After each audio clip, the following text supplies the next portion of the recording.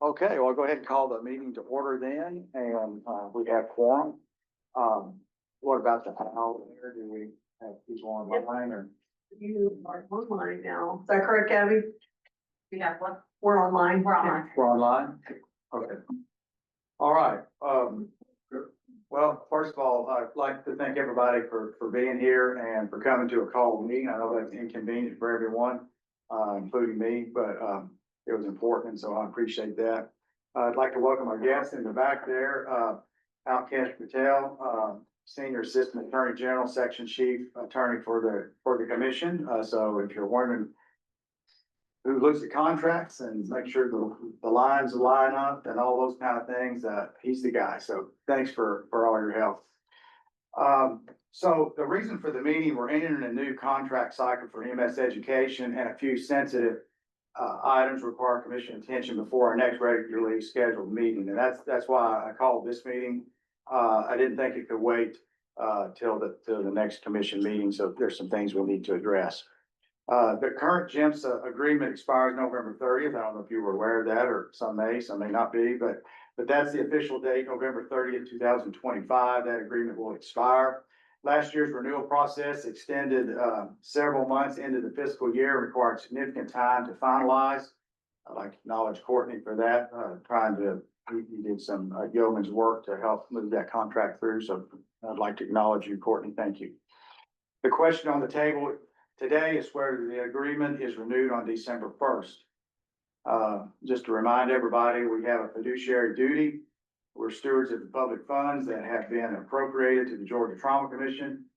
It is incumbent upon us to do our due diligence as it relates to the expenditure of those funds.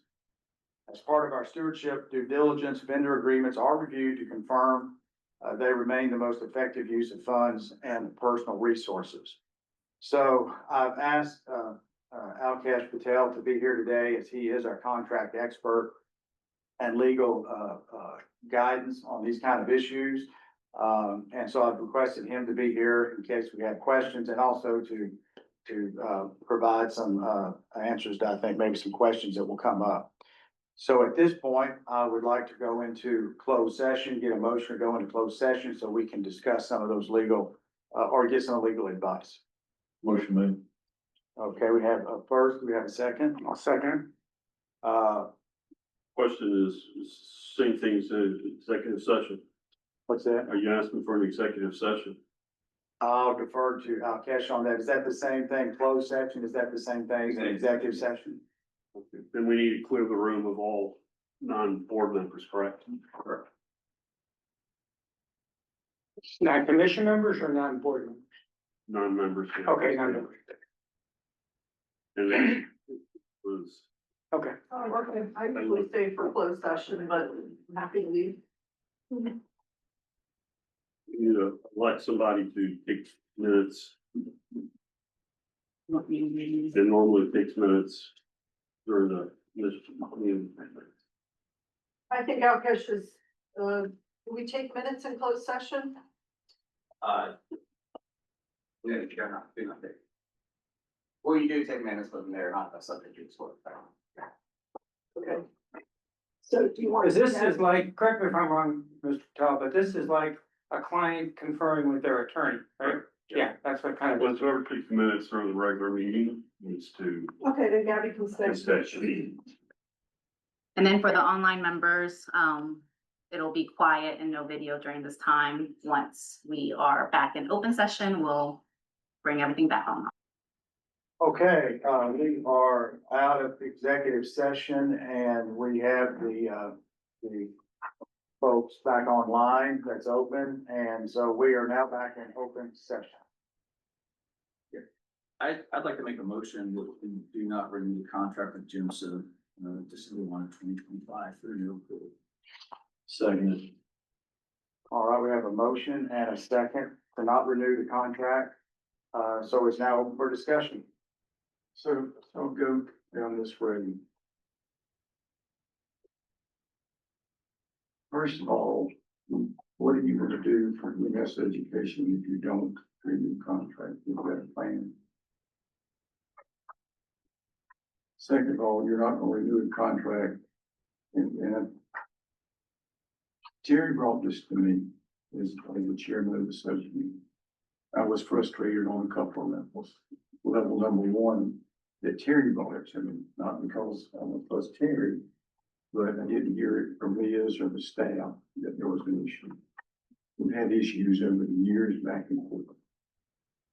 So I went and met with Terry at his shop. Then he and I rode up to Atlanta, the Pete's shop.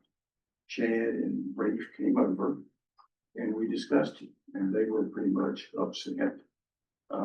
Not at us, but at their policies, procedures, what Terry had found. They then got with Terry again. That group, I didn't meet with him. But Terry, what I'm getting from that group was Terry presented the information. And they had discussions about this is why they did this and this is why they did that. At least coming from them, they said Terry wasn't interested in listening to that. There wasn't interested in listening to a discussion of that's them. So to a certain extent, they've been convicted without being in court. And I think that's unfortunate. I think that my subcommittee, when we, Terry and I and Liz and several folks got together, we came up with what we thought was a reasonable plan to fix this. And a lot of it had to do with transparency. Some of the trauma commission staff wanted to see more information, more open information. They wanted to get the invoices quicker. So the plan came up with that we would move to a document platform called Survey 123, which is a software that they could put every class that they started on that document. Every student would be on it. All the information that the trauma commission wanted could be on that document. And another thing I forgot what it's a Dropbox. It's another term. Basecamp. Yeah, Basecamp. So that all the receipts, everything in question would just be dropped in there. Again, pretty much real-time information.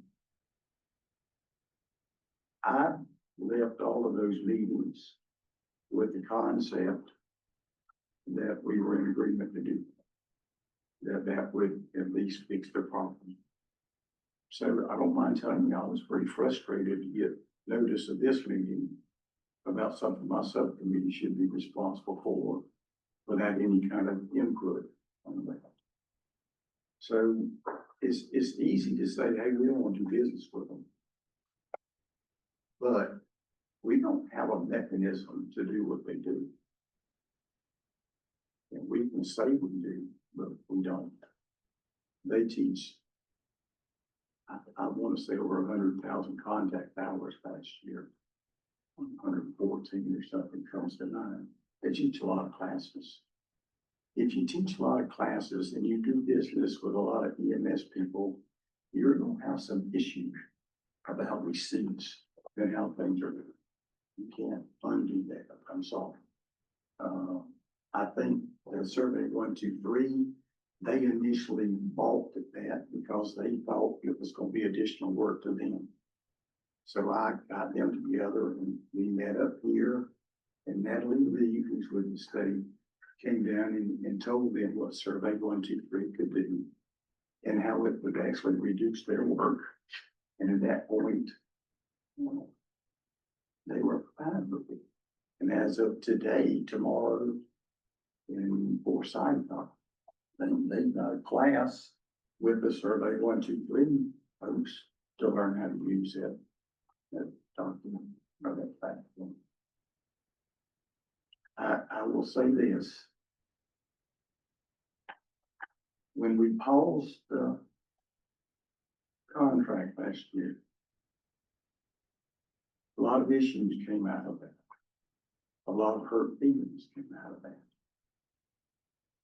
I think part of the deal there was the contract technically should have been signed in July. And it was November when we were trying to get all this stuff done. At some point in time, if we want other people to do what they need to do what we need to do.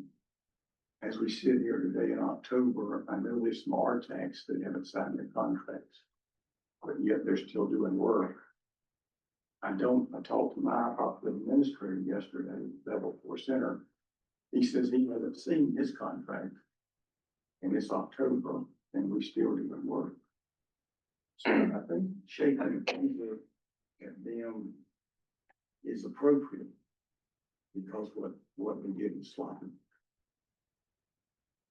But I think throwing the baby out in the bathwater would not be a good thing.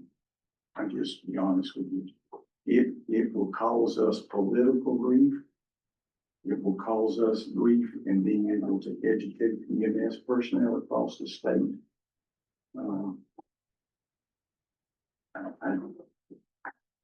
I will vote against it and encourage the rest of you to, if you're gonna do that, then somebody needs to present a plan on how we're gonna educate the EMS community in trauma care. And without that plan, I think going forward and doing away with that contract, because one thing I haven't heard, I know all over the state.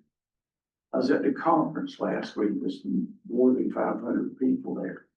I spoke briefly about something that we are working with trying to figure out why EMS classes have poor success rates. We brought on somebody to do that.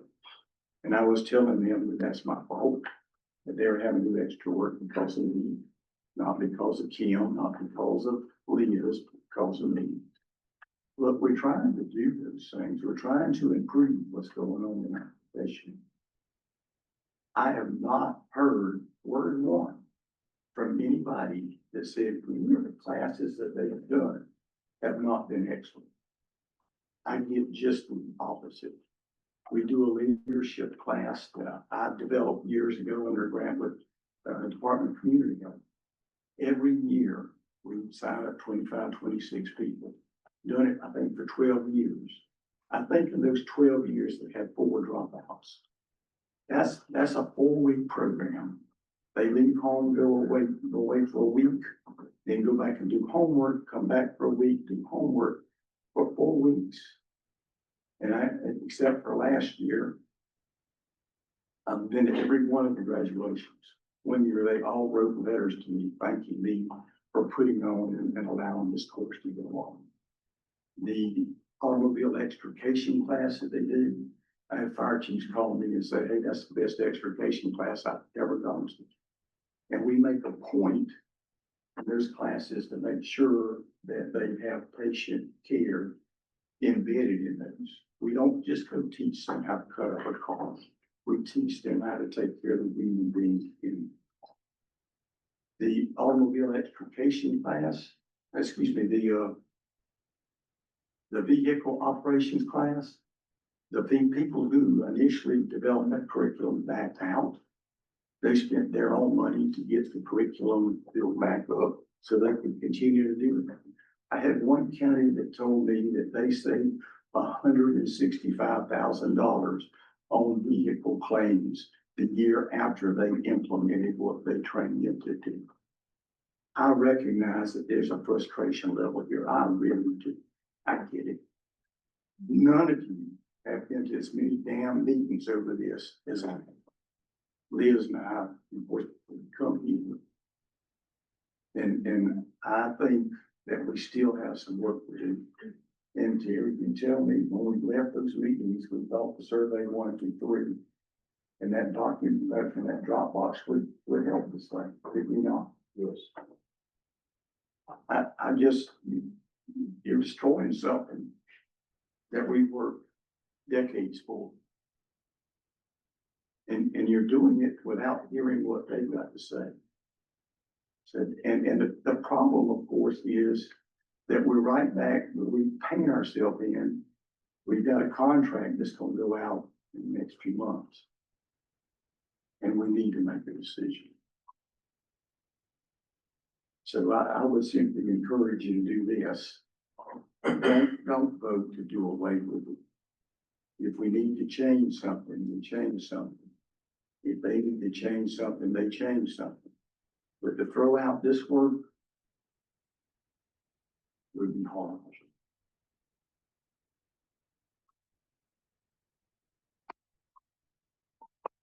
And thank you, Courtney. I appreciate your comments and thoughtful comments and your assessment of the situation. I really do. And, I have no further comments for myself. But we're still open for any comments. You know, I'd like to know what the alternative is. Pardon? The alternative, I mean, we're just not gonna not renew it and let everything collapse. There's gotta be a plan to run with it afterwards, after we haven't renewed the contract. Well, I think the main thing today is to see, are we gonna renew or not?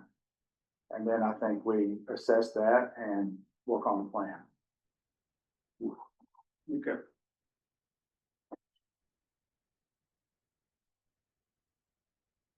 Okay, I hear no other, discussion or questions, so I'll call the vote. All those in favor of the motion that Dr. Todd has put forth, raise their hand. All those opposed, raise their hand. Did you get that, Gabby? Yeah. So the motion carries, so at this time to take up Pete's question, I'm gonna ask Liz to expeditiously look at a plan with a high priority, and I want this to be heard for those folks online. The commission's main priority is to make sure EMS providers have education, have their grant funding, they're taken care of. This is the highest priority of the commission. And I would like a plan as soon as possible on how we do that. Thank you. And then report back to us. All right, that's the only item we had on the agenda today, so can I get a motion to adjourn?